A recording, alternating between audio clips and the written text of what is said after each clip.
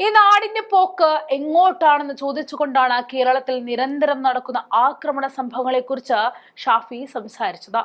മക്കൾ സുരക്ഷിതമായി സ്കൂളിൽ നിന്നും തിരിച്ചു വരണേ എന്ന പ്രാർത്ഥനയിൽ നിന്നും മക്കളാൽ കൊല്ലപ്പെടരുതേ എന്ന പ്രാർത്ഥനയിലേക്ക് ഈ നാടിനെ എത്തിച്ചത് പിണറായിയുടെ ഭരണമാണെന്നാണ് ഷാഫി തുറന്നടിക്കുന്നത്. ഷഹബാസിന്റെ കൊലപാതകളായ കുട്ടികളെ പരീക്ഷ എഴുതാൻ സംബന്ധിച്ചതിൽ തന്നെ രോക്ഷം ഷാഫി തുറന്നു കാണിക്കുകയായിരുന്നു. ആ വീഡിയോ ദൃശ്യങ്ങളിലേക്ക് പോകാം. പ്രിയപ്പെട്ടവരെ, കേരളത്തിലെ ക്രിമിനലുകളുടെ ആൾ ദൈവമാണ് മുഖ്യമന്ത്രി പിണറായി വിജയൻ എന്നുള്ളത് ഈ നാട്ടിലെ മുഴുവൻ ജനങ്ങളും തിരിച്ചറിഞ്ഞിട്ടുള്ള ഒരു കാര്യമാണ്. കൊടിസുനിയെ പോലെ ഒരാൾ ജയിലിൽ പോയി കണ്ട കേരളത്തിലെ മറ്റേതൊരു ഭരണാധികാരിയാണുള്ളത്?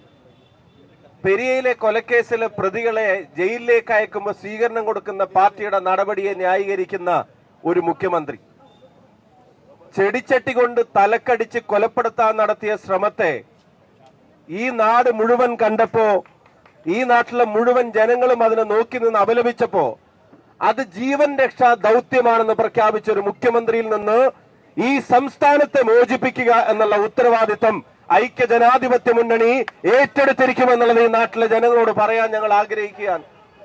ലഹരിയും ക്രൈമും ഒക്കെ നിങ്ങൾക്കറിയാം, അവിടെ സൂചിപ്പിച്ച ഡ്രഗ്സും ക്രൈമും അതൊരു ലോ ആൻഡ് ഓർഡർ ഇഷ്യൂ ആണ്. ഈ നാടിന്റെ ക്രമസമാധാന പരിപാലനത്തിന്റെ ഉത്തരവാദിത്തമുള്ള ആള് നാട്ടിലെ സാരോപദേശ സംഘത്തിന്റെ ചെയർമാനെ പോലെ മുഖ്യമന്ത്രി സഭയിൽ എഴുന്നേറ്റെന്ന് സംസാരിച്ച പോരാ.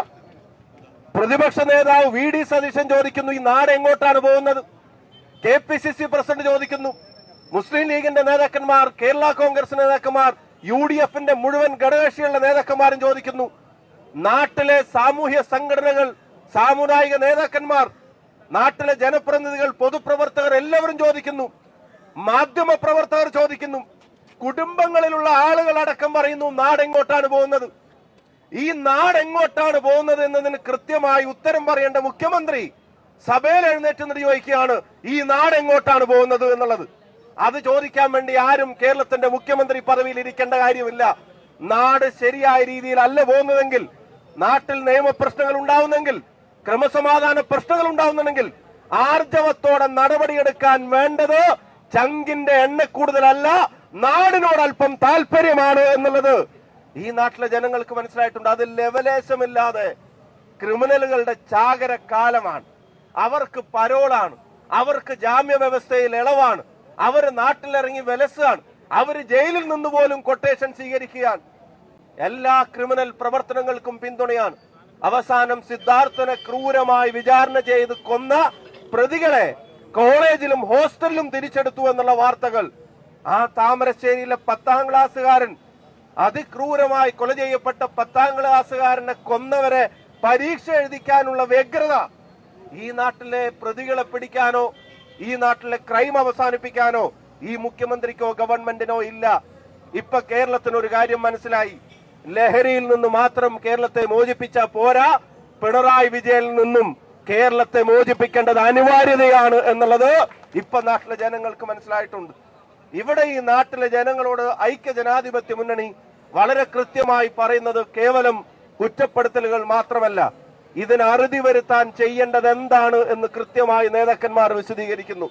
ഇതിന്റെ സപ്ലൈ ചെയിൻ മുറിച്ചിട്ടില്ലെങ്കിൽ ഇതിന്റെ അപകടം അത് ഇരട്ടി വരുന്ന എഫക്റ്റ് ആണ് സമൂഹത്തിൽ ഉണ്ടാക്കുക എന്നുള്ളത് കൃത്യമായി ചൂണ്ടിക്കാണിക്കുന്നു.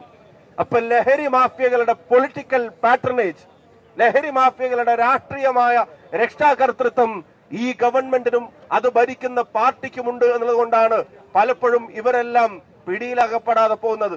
ആകാശ് സില്ലങ്കേരിയെ പോലെ ഒരുത്തനൊക്കെ പത്രസമ്മേളനം നടത്തിയിട്ടും ഫേസ്ബുക്കിലും എന്നെ കൊണ്ട് കൂടുതൽ പറയിപ്പിക്കണ്ട എന്ന് ഈ പാർട്ടിയെ ഭീഷണിപ്പെടുത്തുന്ന തരത്തിലേക്ക് കാര്യങ്ങൾ പോകുന്നത് നിങ്ങൾ കാണുന്നില്ലേ? TP കേസിലെ പ്രതികൾ അനാരോഗ്യ പ്രശ്നങ്ങൾ ചൂണ്ടിക്കാണിച്ച് വന്നിട്ട് നാട്ടിൽ ലൈവായി ടൂർ പോകുന്നതും ഡാൻസ് കളിക്കുന്ന ദൃശ്യങ്ങളും നിങ്ങൾ കാണുന്നില്ലേ? എന്തൊരവസ്ഥയാണ് നാട്ടിൽ ഉണ്ടാവുന്നത്. സ്കൂളുകളിലും വീടുകളിലും രക്തവും ജീവനും പൊലിയുന്ന അവസ്ഥ നമുക്കറിയാം. നാട്ടിൽ സാധാരണ രക്ഷിതാക്കൾ പ്രാർത്ഥിക്കാറുള്ളത് എന്റെ കുട്ടി സുരക്ഷിതനായി വീട്ടിലേക്ക് എത്തണേ എന്നുള്ളതാണ്. മക്കൾ സ്കൂളിൽ പോയാൽ സുരക്ഷിതമായി വീട്ടിലേക്ക് എത്തണേ എന്നുള്ളതാണ്. ഭർത്താവ് പോയാൽ, ഭാര്യ പോയാൽ, അച്ഛൻ പോയാൽ, അമ്മ പോയാൽ അത് എത്ര വലിയ കൊട്ടാരമാണെങ്കിലും എത്ര ചെറിയ കൂരയാണെങ്കിലും സുരക്ഷിതമായി വീടെത്തണേ എന്ന് പ്രാർത്ഥിച്ചിരുന്നതിന് പകരം വീടിനകത്ത് അന്തി ഉറങ്ങുന്ന അച്ഛനമ്മമാർ മക്കളാൽ കൊല്ലപ്പെടരുതേ എന്ന് പ്രാർത്ഥിക്കേണ്ട ഗതികേടിലേക്ക് ഈ കേരളത്തെ മാറ്റിയ ഒരു ഭരണകൂടത്തോട് ഈ നാട് ഇനി ക്ഷമിക്കുമെന്ന് നമുക്ക് കരുതാൻ വയ്യ. നമ്മുടെ ഉത്തരവാദിത്വം ഈ പറഞ്ഞതുപോലെ പ്രതിരോധം തീർക്കുക എന്നുള്ളത് തന്നെയാണ്. അത് ഈ നാടിന്റെ നിലനിൽപ്പിനും ഭാവിക്കും വേണ്ടിയാണ്. ക്രൈമിന്റെയും ലഹരിയുടെയും കൊലപാതകത്തിന്റെയും കാര്യത്തിലല്ല സ്റ്റേറ്റ് ഒന്നാമതെത്തേണ്ടത്. സ്റ്റേറ്റിനെ തെറ്റായ ദിശയിലാണ് ഇവർ നയിച്ചുകൊണ്ടിരിക്കുന്നത്. ഭരണകൂടത്തിന് ആർജവമില്ലാതായിരിക്കുന്നു. അവർക്ക് ക്രൈമിനെ പിടിച്ചു നിർത്താൻ കഴിയാതെ പോകുന്നു. അവർക്ക് കുറ്റവാളികളുടെ മുമ്പിൽ ധാർമ്മികതയോട് എഴുന്നേറ്റ് നിന്ന് അതിന് നിയന്ത്രണം ഏർപ്പെടുത്താൻ കഴിയുന്ന തലത്തിൽ ഭരണ സംവിധാനങ്ങൾ അത് നിശ്ചലമായി പോകുന്നു. അത് ചലിക്കുന്നില്ല.